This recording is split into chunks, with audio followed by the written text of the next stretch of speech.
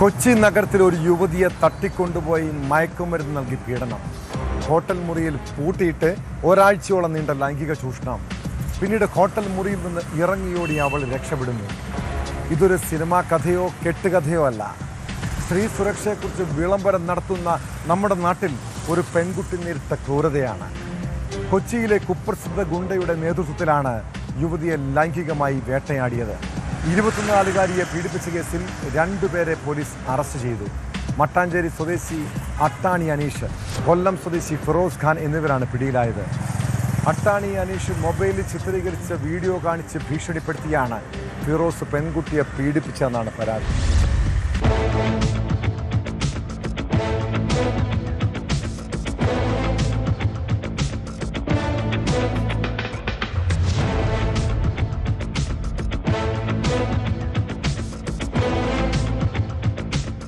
കഴിഞ്ഞ മാർച്ചിലാണ് അട്ടാണി അനീഷ് യുവതിയെ മയക്കുമരുന്ന് നൽകി പീഡനത്തിന് ഇരയാക്കുന്നത്. ഇതിന്റെ ദൃശ്യങ്ങളും ഇയാൾ മൊബൈലിൽ ചിത്രീകരിച്ചു. ഈ സംഭവത്തിന് ശേഷം മറ്റൊരു കേസിൽ അറസ്റ്റിലായ അനീഷ് ജയിലിലായി. പുറത്തിറങ്ങിയപ്പോഴാണ് ഇയാൾ പീഡന ദൃശ്യങ്ങൾ ഫിറോസ് അടക്കമുള്ള സുഹൃത്തുക്കൾക്ക് കൈമാറിയത്.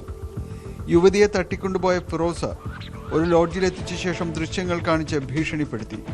മയക്കുമരുന്ന് കുത്തിവെച്ച് ഒരാഴ്ചയോളം പീഡിപ്പിച്ചെന്നാണ് യുവതി പോലീസിന് മൊഴി നൽകിയിരിക്കുന്നത്.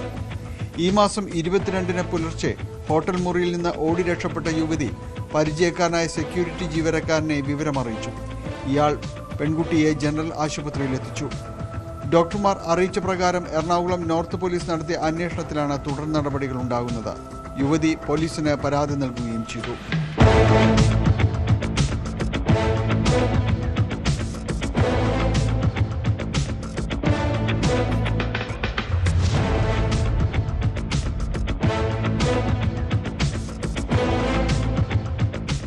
പിടിയിലായ ഫിറോസ് മുൻപ് പോക്സോ അടക്കമുള്ള ക്രിമിനൽ കേസുകൾ പ്രതിയാണെന്നാണ് സൂചന.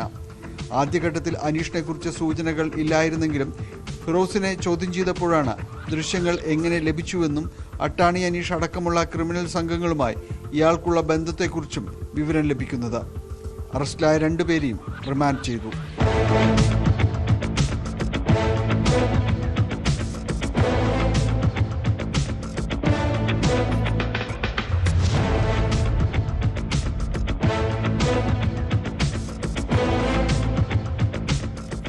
ന്യൂസ് 18 കൊച്ചി.